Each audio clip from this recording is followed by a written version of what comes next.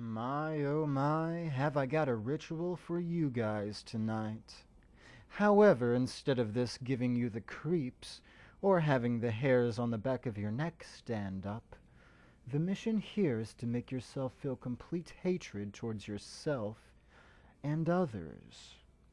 Just to make sure you guys don't go on the haywire on me and go completely out of your mind, I will explain how to get out of this feeling and predicament, for I don't condone any kind of death to happen or to have any of you feel this way forever.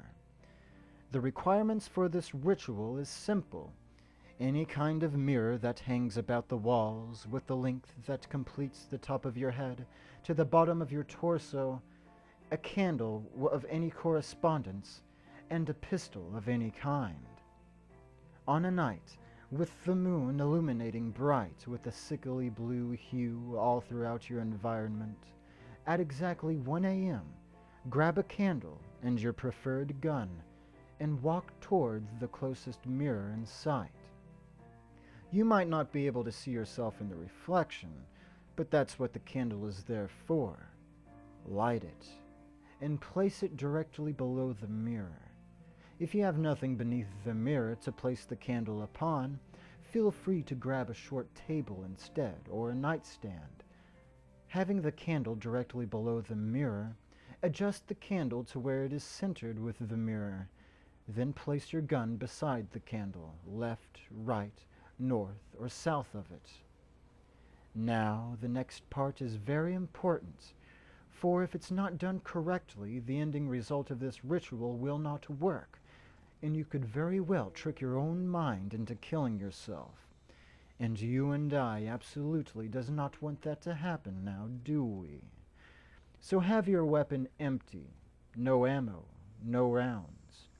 Just a hollow gun of impatience and emptiness, no passion of mockery. You must keep your eyes peeled at the reflection of yourself. You see your own reflection dimly lit by the flickering yellow and by the still, hazed blue of the moon. Do not blink, not even once. Keep your eyes fixated at the mirror until the form you hold in the mirror begins to blur out of shape, nearly seeming like you are melting. Still, you should have your eyes infatuated with the new, strange, misshaped eyes of the mirror. During this process, you should repeat the words many times out loud. I hate myself, and I want to die. Though prior of this ritual being performed, you may not have any kind of thoughts of suicide, or even considered that you were unhappy at all. However, if you do have those thoughts in mind, you should consider the consequences of this ritual, and must only perform the ritual when you are in a more free and happy state of mind. Again, I don't want any of you to actually kill yourselves. But repeat those words many times out loud to the eyes of your blurred reflection. There is no telling how long you must repeat those words, but you must repeat until you not only feel sad about yourself, but until you feel a complete hatred towards yourself, a hatred towards others, and a longing of death, a longing that you can't exactly understand. It just happens. Still with your eyes glued to the reflections, you need to grab the gun below you. Again, make sure the gun is completely empty. Raise the gun easily to your mouth. Lick the rims of the cold and metallic barrel. Then ascend the gun to the side of your head, against your temple to be exact. Now, eyes still on the mangled blurred of the reflection's eyes, pull the trigger and you'll hear that satisfying click of nothingness. But don't stop there. Keep pulling the trigger in 5-second intervals. This process may last every bit from 1 minute to an hour. You will soon feel a feeling of helplessness, complete nothingness. A void of empty and ever-long hallways will randomly come to mind. But still keep your eyes fixated to the reflections.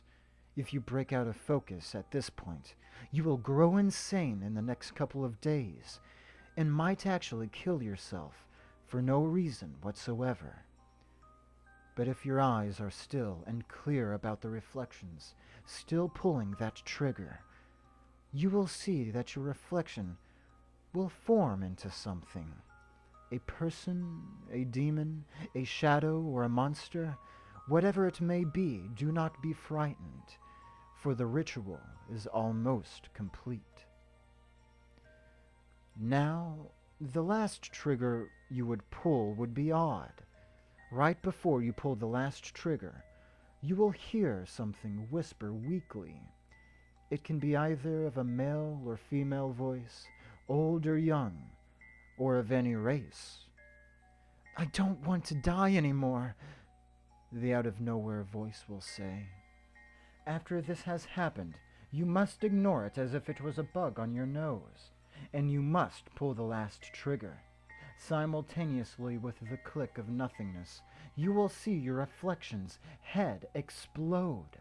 Chunks of brain and skull plastered to the mirror, with a rough splat of blood oozing down, not being able to see your reflection no more. But you know you're alive. You are still breathing after all. At this, you should now repeat as many times as you can. "I love you." Repeat these words any way you want. Just remember to keep doing this until you feel an actual love of life brewing inside of you. But keep on repeating the words until you swear that the blood on the mirror was merely turning into regular red paint of some sort. Now wipe a spot off the mirror where your head was in the reflection. An exact circle, uncovering the goop of red, will reveal a smiling face of yours. And you naturally smile back, not because you've seen the reflection smiling and thus you are obliged to smile back like you would with some passerby on the street, but a warm smile of welcoming humbleness.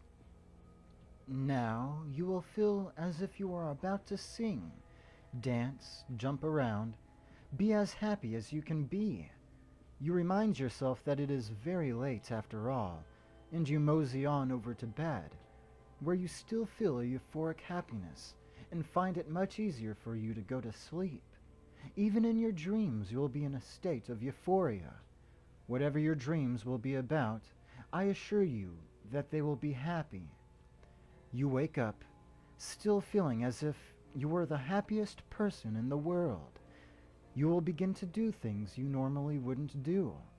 You add creamer to your coffee, you watch cartoons, you walk out the door and talk to the neighbors and greet people you never met before handsomely.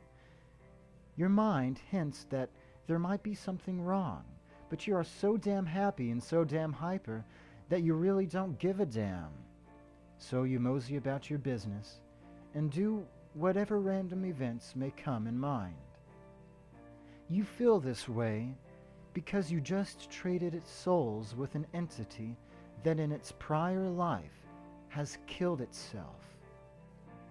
The new soul you blindly host is finally free, happy to be out of that void of empty hallways leading to a bleak white abyss.